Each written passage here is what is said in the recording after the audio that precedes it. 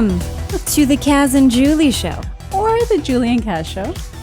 I'm Kaz. I am a registered massage therapist, an intuitive energy healer, a meditation coach, and owner of Key Health and Wellness in Whitby. Wow, that's a lot. It is. I'm Julie of Balanced Life with Julie. I'm a health and nutrition coach, also sometimes yoga teacher.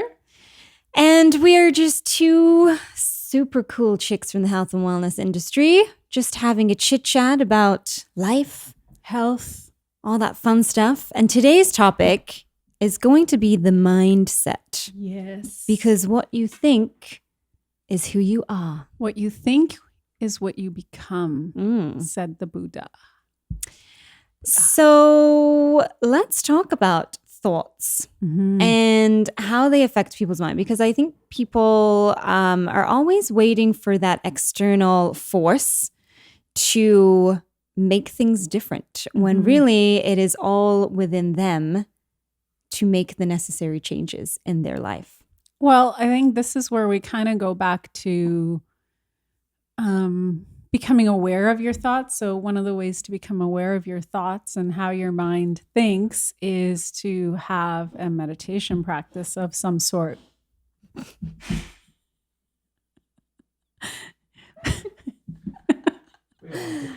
Wow. That was not me. That was one of my... good back there?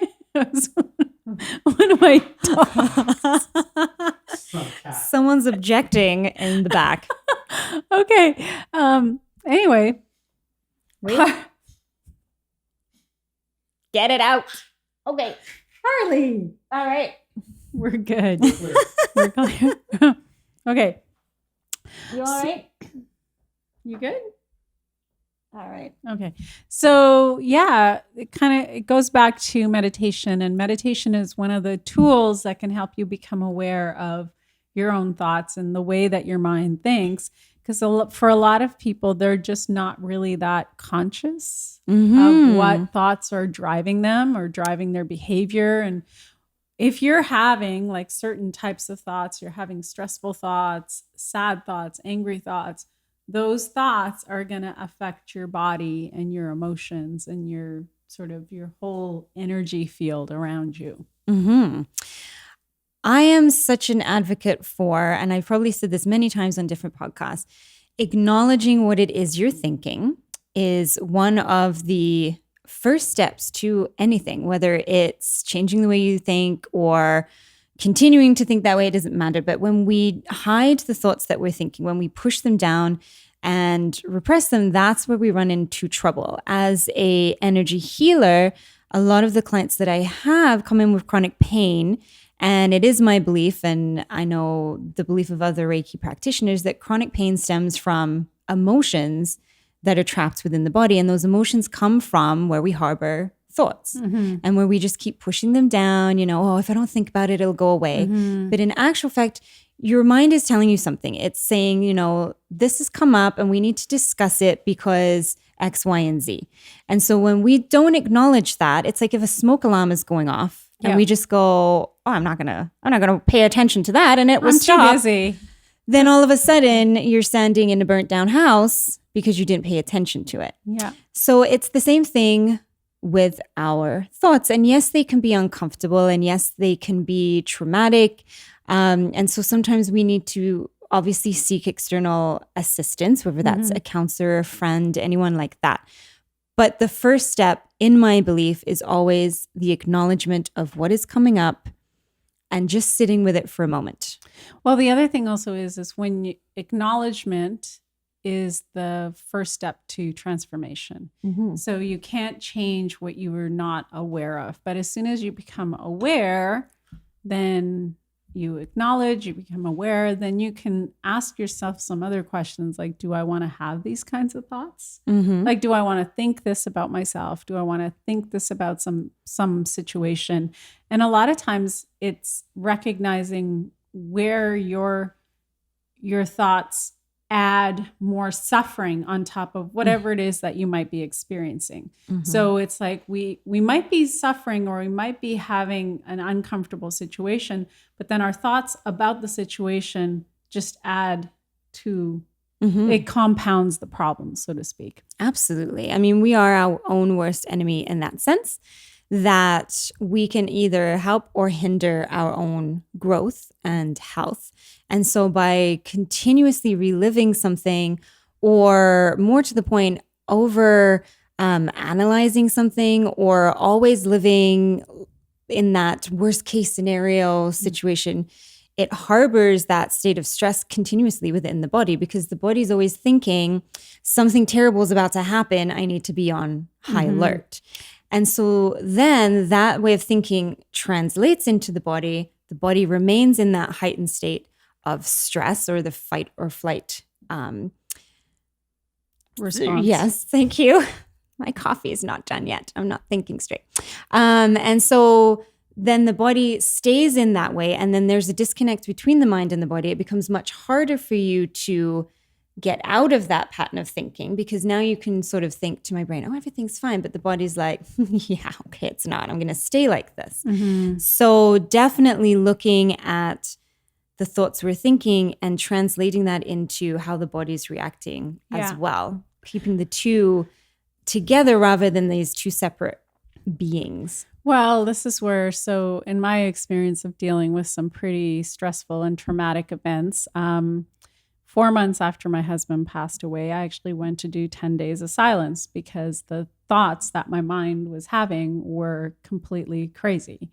And I couldn't think straight, so to speak. But I also, like, my mind was bouncing between the past and a future that was never going to happen. And it was literally driving me crazy.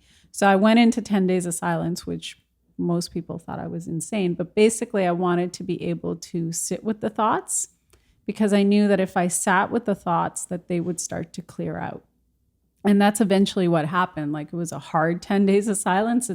I've done 10 days of silence. And out of all of the sits that I've done so far, that one was the toughest. But eventually all of those thoughts cleared out. And as they cleared out, my body started to feel better. And I could start sleeping through the night again. So once I was sleeping, then my body could actually start to heal. So things are connected. When our mind is very stormy, it affects our physical body, and the body starts to feel this stress response, and it holds onto it. So you have to find a way to start to break the chain. And there are ways to break the chain. Obviously, talk therapy is one of them. Meditation is one of them. So meditation invites you to become aware of your thoughts. Yoga is great if you're somebody who just needs to be more physical. Even something like walking. Walking is, I think, one of the most undervalued, underappreciated activities. But it's great, especially if you can walk in nature, because it can bring you present to the moment, to your body, to your breath, and your thoughts can shift into something more peaceful. There's definitely something about the vibration or the energy that you get when you're out walking. I know many a time, especially when I first started my business, being an entrepreneur, you can feel very alone.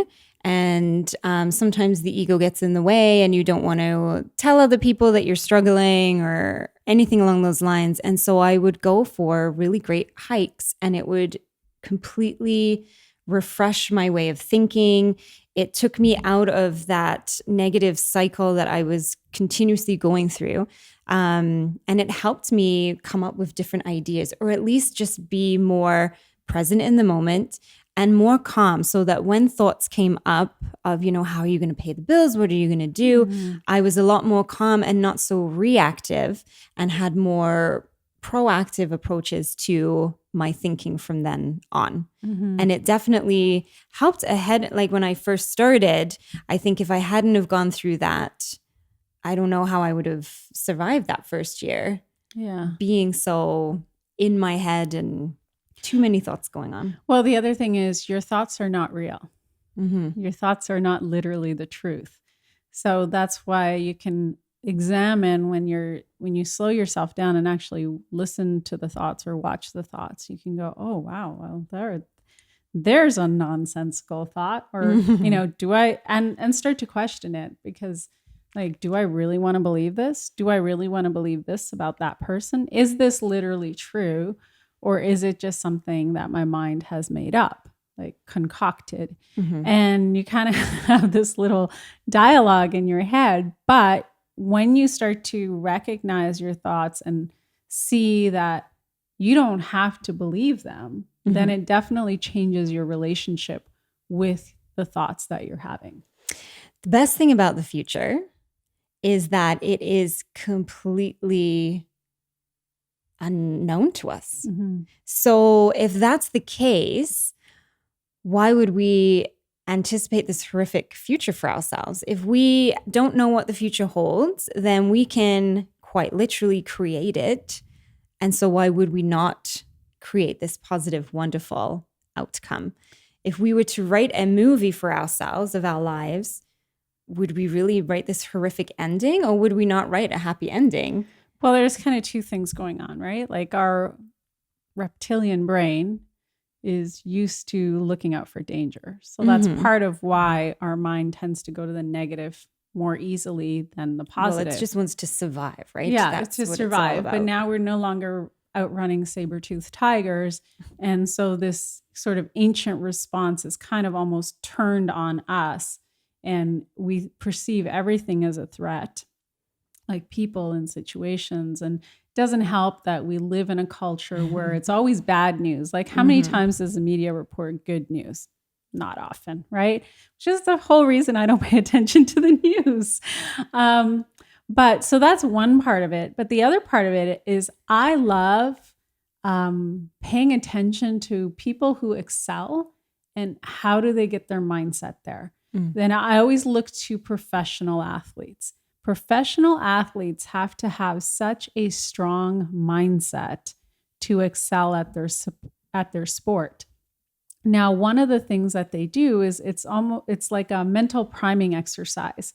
So they will visualize whatever sport that they're in. They'll visualize themselves on the field or wherever. Whatever, I'm not a sport person, so I'm going to butcher this. But let's say it's a race. Shanti, there's no race.